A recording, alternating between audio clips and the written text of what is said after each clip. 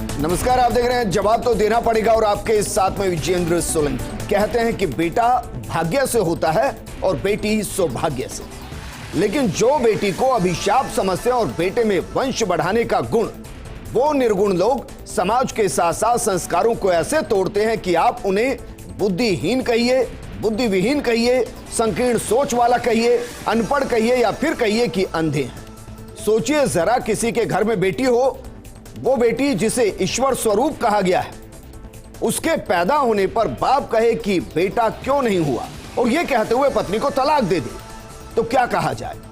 आज बात इसी मुद्दे पर कि 3 तलाक का यह दंश और कितने परिवारों को यूं ही बर्बाद करता रहे।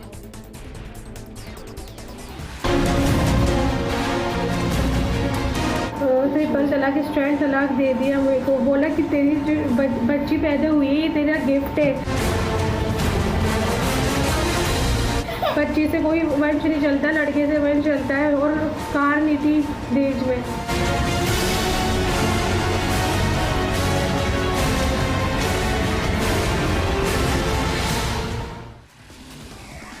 जरा सबसे पहले इस घटना को समझ लीजिए, क्योंकि 3 तलाक कानून बनने के बाद भी लगातार 3 तलाक हो रहे हैं। जयपुर में तलाक हुआ है, पत्नी ने बेटी को जन्म दिया, पति ने 3 तलाक गिफ्ट में दे दिया। परिवार के सामने ही पति ने तलाक तलाक तलाक कहा। गुस्से में पति पत्नी को तलाक देकर बोला कि ये ले तेरा रिटर्न गिफ्ट। लड़कियां परिवार को आगे नहीं ले जाती, सिर्फ बेटे ऐसा करते हैं। पीड़िता ने रामगंज थाने में पति के खिलाफ केस दर्ज करवाया है। पीड़िता ने पुलिस से शिकायत कर न्याय की मांग की है। ससुराल वालों और पति पर मारपीट का भी आरोप लगाया गया है। पहले भी पीड़िता दर्ज करा चुकी है। आरोपियों के खिलाफ एफआईआर घर से निकालने की कोशिश की थी, थाने में केस दर्ज कराया था, समझाइश हुई, उसके बाद केस वापस लिया गया। लेकिन पति का अत्याचार थमा ही नहीं। 2020 में सनानाज की जयपुर के अमानतुल्लाह से शादी हुई थी और पीड़िता की शिकायत पर पुलिस पूरे मामले की जांच कर रही है। जरा सोचिए, फूल सी 1 साल की बेटी है और पिता कह रहा है कि वंश बढ़ाने के लिए बेटा चाहिए और बेटी हुई उसके लिए मां जिम्मेदार है। तो जरा साइंस को समझिए और साइंस को समझिए। हम आपको एक तस्वीर दिखा रहे हैं। इस तस्वीर को जरा अपने दिमाग में, वो जितने भी बुद्धिविहीन लोग हैं, जो स्टीरियोटाइप हैं, जो समझते हैं कि बेटी के होने में मां का रोल होता है, पत्नी का रोल होता है, वो जरा एक बार फिर से विज्ञान को समझिए। दरअसल जो मेल शरीर है, जो पुरुष का शरीर है, उसमें 2 क्रोमोसोम होते हैं जो बच्चे के लिंग को निर्धारित करते हैं। पहला होता है X और दूसरा होता है Y।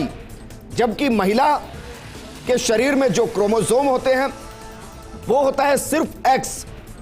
अब जरा समझिए, जब पुरुष का X महिला के X के साथ मेट करता है तो फिर बेटी पैदा होती है, जिसे हम कहते हैं XX। और जब पुरुष का Y महिला के ही X से मेट करता है तो उससे होता है XY, जिसे हम कहते हैं बेटा। तो सबसे पहले तो संकीर्ण सोच वाले उस पति को हम ये इसलिए दिखा रहे हैं कि अगर बेटी होने पर किसी को जिम्मेदार भी ठहराना है तो आईने में खुद के चेहरे को देखे और खुद को जिम्मेदार ठहराए। और सोचिए, बेटी हुई है, कहते हैं बेटी अपना भाग्य लेकर आती है और अपने भाग्य के साथ पूरे परिवार का भाग्य लेकर आती है। और यह दुर्भाग्य है कि उस अनपढ़ गवार, मैं शब्द इस्तेमाल कर रहा हूं क्योंकि अगर उसको थोड़ा भी ज्ञान होता तो शायद इस तरीके से 3 तलाक नहीं देता। लेकिन इसमें समाज भी बड़ा जिम्मेदार है, इसमें वो सोसाइटीज भी जिम्मेदार हैं, इसमें वो विभाग भी जिम्मेदार हैं जिनका काम है जागरूकता फैलाने का, जिनका काम है लोगों तक वो सच्चाई पहुंचाने का जिसके जरिए इस तरीके के केसेस को रोका जा सके।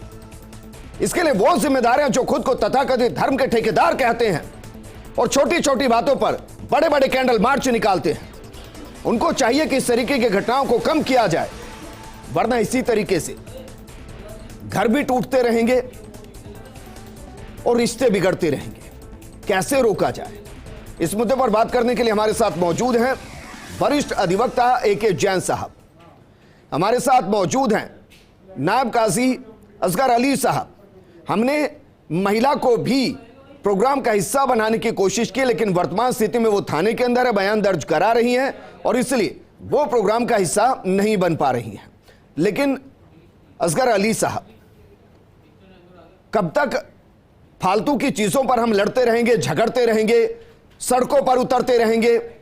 क्या ये जरूरी नहीं कि सबकी जिम्मेदारी के इन केसेस को मिनिमाइज किया जाए, जीरो किया जाए और वो जागरूकता फैलाई जाए जिसके जरिए कम से कम ये जो बंद खिड़कियां हैं ना दिमाग की, वो खुल सके?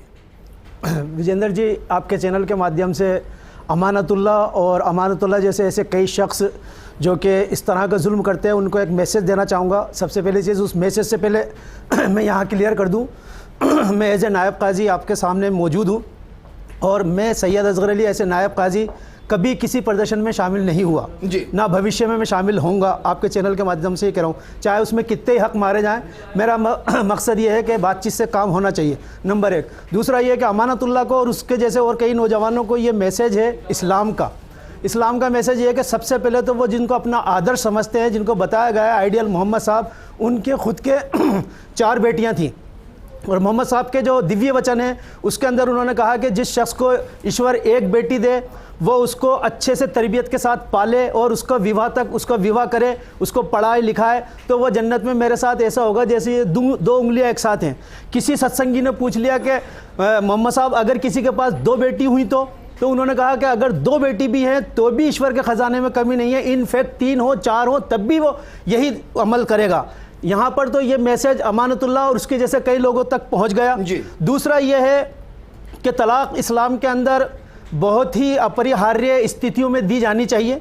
ये उसके अंदर बताया गया है कि सबसे जायज़ चीज़ों में सबसे नापसंद चीज़ तलाक है, लेकिन चूंकि इस्लाम ये मानता है कि अगर दोनों पति पत्नी के दरमियान में जो जैसे कि बातचीत नहीं बन पा रही है तो वो एक दूसरे को लटका कर ना रखें, अच्छे अंदाज से, हुस्न के अंदाज से एक दूसरे से अलग भी हो सकते हैं। ये एक रास्ता खोला हुआ है अपने अपने बिलीव्स के एतबार से, भारतीय कानून के एतबार से और इस्लामी कानून के एतबार से, इस्लामी कुरान और शरीयत के एतबार से जो 3 तलाक देने का प्रोसेस है वो एक महफिल में नहीं दी जाती जैसा कि इस केस में नज़र आ रहा है। और भारतीय कानून के एतबार से तो अब ये बन चुका है, ये संगीन अपराध, हाँ बिल्कुल नॉन वेलेबल ऑफेंस है, ये संगीन अपराध है। इसमें सिर्फ महिला को इतना करना है कि थाने में जाकर उसको अपनी बात रखनी है कि मुझे तलाक दिया, police hand to hand action लेगी और उसे ये नॉन वेलेबल ऑफेंस है लाकर थाने में पटक देगी। मेरा उसके बाद यहाँ से ऊपर शुरू होता है, वो 1 साल की बेटी उसकी गोद में है। मैं यही अर्ज कर रहा हूँ, क्या हम ये चाहते हैं कि उसका पिता 3 साल तक जेल में पड़ा रहे? मैं ये अर्ज कर रहा हूँ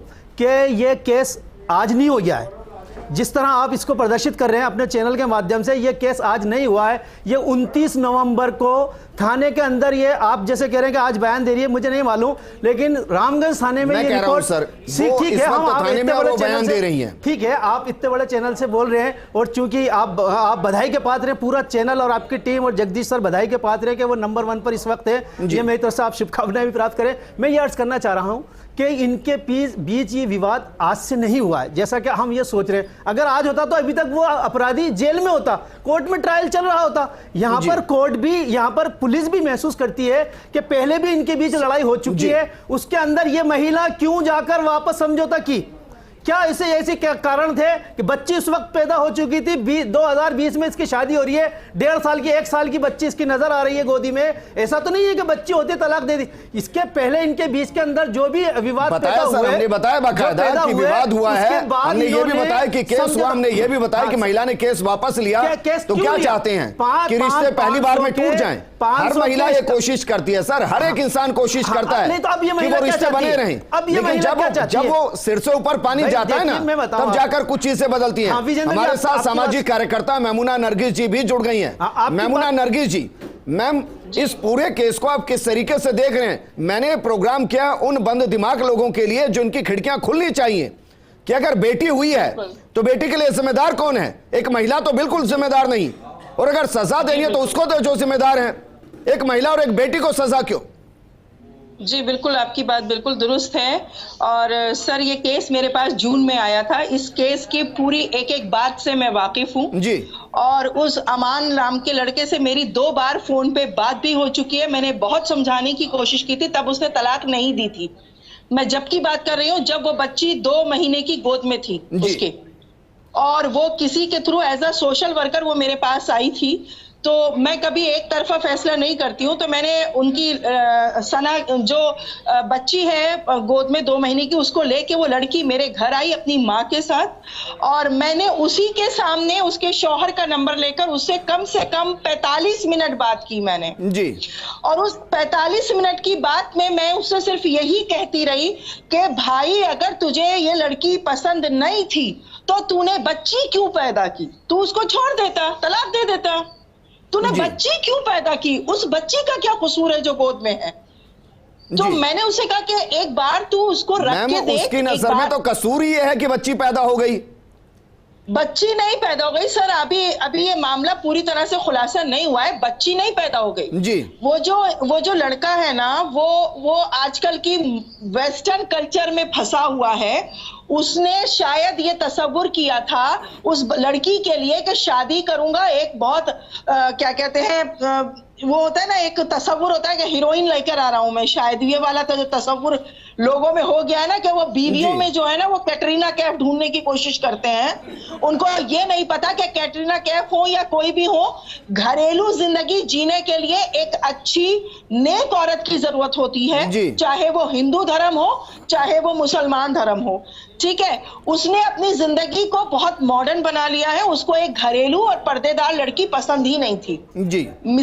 मसला यह था, शादी हो गई, उसको लगा कि जहेज अच्छा मिलेगा, इकलौती लड़की है, तो जाहिर सी बात है मिडिल क्लास लोग थे, लोअर मिडिल क्लास लोग थे, उन्होंने जहेज अपनी हैसियत से ज्यादा ही दिया, लेकिन उसको पसंद नहीं आया। तो शुरुआत उसकी शादी के दौरान ही उसके शुरू हो चुकी थी। कितने केस बनेंगे इस पर, अमानतुल्लाह पर? पहला तो आपके मुताबिक कि गलत तरीके से, गलत इरादे से शादी कर ली, दूसरा आपके मुताबिक कि दहेज के लालच में शादी कर ली, तीसरा आरोप उस पर कि बेटी पैदा होने पर तलाक दे दिया, चौथा उसकी वो संकीर्ण सोच कि आज के दौर में भी बेटा बेटी को वो डिफरेंशिएट करता है। बिल्कुल। एक और केस बताती हूं मैं सर जी, जो अभी उजागर नहीं हुआ है। जिस वक्त इसने तलाक दी थी ना पहली बार, 3 बार एक साथ बोल के जी, उस वक्त ये 20 दिन की प्रेग्नेंट थी दूसरे बच्चे की, और ये अभी मामला किसी को पता नहीं है। इसके पास, बच्ची के पास वो रिपोर्ट भी है, मेडिकल रिपोर्ट है मौजूद उसके पास। ये 20 दिन की प्रेग्नेंट थी, इसने तलाक देकर इसको घर छोड़ा, उसके बाद एक साथ 3 बार तलाक दी, नशे की हालत में दी, गुस्से के आलम में दी। मैम, मैं इस शख्स के लिए सिर्फ एक शब्द इस्तेमाल कर सकता हूं और वो शब्द है सोशल क्रिमिनल। बिल्कुल बिल्कुल है, ऐसे लोग वापस मैं आपके पास आऊंगा मैम। हमारे साथ वरिष्ठ अधिवक्ता AK जैन साहब हैं। AK जैन साहब, अगर हर घटना को अलग अलग देखेंगे तो शायद कानून के दायरे से वो बच निकले, लेकिन अगर उसको सोसाइटी के नजरिए से देखें तो इससे बड़ा सोशल क्रिमिनल मैंने नहीं देखा, जो हर दायरे के साथ एक क्राइम कर रहा है और वो खुलेआम है। देखिए, ये जो भी अपराध हुआ है, ये जो भी व्यक्ति है या ये जो भी घटना है, ये सिर्फ 3 तलाक की बुराई या 3 तलाक का अपराध नहीं है, बल्कि महिलाओं के प्रति गंभीर उत्पीड़न का मामला है, महिला और बच्चियों के साथ भेदभाव का मामला है, गंभीर घरेलू हिंसा का मामला है जी, और साथ ही दहेज उत्पीड़न का भी एक गंभीर मामला है। जिस तरह की जो सामाजिक बुराइयां हमारे समाज के अंदर तक धंसी हुई है और काफ़ी प्रयास करने के बाद भी दूर नहीं हो पा रहे हैं, क्योंकि सब लोग भाषण तो बड़े बड़े देते हैं, परंतु जब घर की बात आती है तो निश्चित रूप से वही दहेज देखा जाता है शादी के लिए, वही बच्चियों के साथ दूसरा दोहरे दर्जे का व्यवहार देखा जाता है, और तीसरी बात यह है कि वही सब कुछ किया जाता है जो घरेलू हिंसा में एक महिला के साथ किया जाता है। अब 3 तलाक तो अपने आप में गैरकानूनी घोषित हो ही चुका है, इसलिए उसने जो 3 तलाक दिया है या नहीं दिया है उसकी कोई कानूनी मान्यता नहीं है, सिवाय इसके कि उसने एक नॉन बेलेबल ऑफेंस किया है जिसके लिए वो गिरफ्तार किए जाने योग्य है। और 3 तलाक का कानून जो लाया गया था उसका 3 तलाक को रोकने के साथ साथ इसका डेटरेंट इफेक्ट पैदा करना था कि लोग आसानी से 3 तलाक की। लेकिन AK जैन साहब, क्योंकि जिस तरीके की घटनाएं हुई और जिस तरीके से मैमूना नरगिस जी ने बताया, ये तो मुझे बिल्कुल संभव नहीं लग रहा कि वो लड़का अब एक शांति के साथ इस परिवार को आगे कंटिन्यू कर सकता है। हालांकि मैं अंत तक ये दुआ करूंगा कि परिवार साथ रहे, क्योंकि एक बेटी से एक बाप का साया उठता है अगर वो तलाक होता है तो। लेकिन फिर भी सर, जितनी घटनाएं घटी हैं उनमें यह बताइए कि अगर उस महिला के जरिए उस शख्स पर केस फाइल किए जाते हैं तो कौन कौन से केस होने चाहिए? सिर्फ इसमें ना रोक दिया जाए कि ट्रिपल तलाक का मामला है। ये मामला ट्रिपल तलाक का नहीं है, ये दहेज उत्पीड़न का मामला है, ये घरेलू हिंसा का मामला है। और घरेलू हिंसा के कानून के तहत, मुस्लिम के तहत, क्योंकि घरेलू हिंसा का कानून का जाति और धर्म के आधार पर नहीं है, सिर्फ महिलाओं के अधिकार से रिलेटेड है। और घरेलू हिंसा के कानून के तहत वो महिला और वो बच्ची न केवल उस घर में रहने का अधिकार प्राप्त कर सकती है, बल्कि पूरा मेंटेनेंस बच्ची का और खुद का भी प्राप्त करने की वो अधिकारनी है। और साथ ही कोर्ट, घर चाहे किसी का हो, उस घर में घुसकर इसको परेशान नहीं किया जाए, इस तरह का आदेश भी दिए जा सकती है। अमानतुल्लाह को भी ये निर्देश दे सकती है कि आप इस घर में प्रवेश कर इसको प्रताड़ित नहीं करेंगे और मेंटेनेंस पर महीने का देंगे और जितनी भी जो मेडिकल फैसिलिटीज़ हैं वो सब प्रोवाइड कराएंगे। और इसी के लिए घरेलू हिंसा का कानून बनाया गया था कि ताकि महिलाओं को सिर्फ दंडित होने से ही काम नहीं चल जाए मुलजिम को, बल्कि महिलाओं को पूरा उनका अधिकार और प्रोटेक्शन और ख़ास तौर पर घर वो मिला रहे। इसके अलावा जो अपराध वो कर रहा है वो 498 के तहत भी दंडनीय अपराध है। दहेज की डिमांड की है, दहेज प्रोहिबिशन एक्ट के तहत भी दंडनीय अपराध है और 3 तलाक का अपराध तो है ही से। ठीक है असगर अली जी, बतौर नायब काजी सर, सिर्फ जिम्मेदारी इतनी थोड़ी ना है कि चलिए सबको अच्छी अच्छी बातें कहते हैं, जिम्मेदारी ये भी है सर कि अगर कुछ गलत कोई कह रहा है तो उसके सामने जाकर मजम्मत की जाए। अगर एक समाज में किसी के साथ कुछ गलत हो रहा है तो उसके साथ खड़ा होना उतना ही जरूरी कि अगर कोई गलत कर रहा है तो उसके खिलाफ खड़ा होना। देखिए विजेंद्र सर, हर चीज़ सामने नहीं आती है। अभी हम इस केस पर बात करें तो इस केस में बहुत सारे लूज पोल हैं। जैसा कि मेमुना नरगिस साहिबा की बातों से पता चला कि वो 20 जून को, पिछली बार जो जून के अंदर वो बच्ची को तलाक देने से रोक दिया जबकि बच्ची पैदा हो चुकी थी। दूसरा ये कि 20 दिन की प्रेग्नेंट अभी वो बताती है, इसका मतलब तलाक भी नहीं हुआ है। इसका मतलब यह है कि तलाक भी नहीं हुआ है, कि कुछ ना कुछ चीज़ें ऐसी हैं जो उसका, आप सुन लीजिए, 20 दिन की प्रेग्नेंट आप बता रही हैं, आप तो बहुत बड़ी गवाह साबित हो सकती है। आपको चाहिए कि आप रामगंज थाने में जाएं और जाके सरानास के साथ खड़े हों और ये सारे एविडेंस आप बहुत अच्छे से रख पाएंगी मैम, अगर वो वास्तव में। लेकिन मैं तो सिर्फ चूंकि अब मैं नहीं, आप मेरी बात पूरी, मैंने बात काटी नहीं आपकी मेमुना मैम, मेरी पूरी करने दीजिए प्लीज, मेरी पूरी करने दीजिए। आपकी बात मैंने काटी नहीं, मैं आपकी बात को कंप्लीट कर रहा हूं। आप अपनी बात पूरी कीजिएगा। कहिए मेमुना जी क्या कह रही हैं?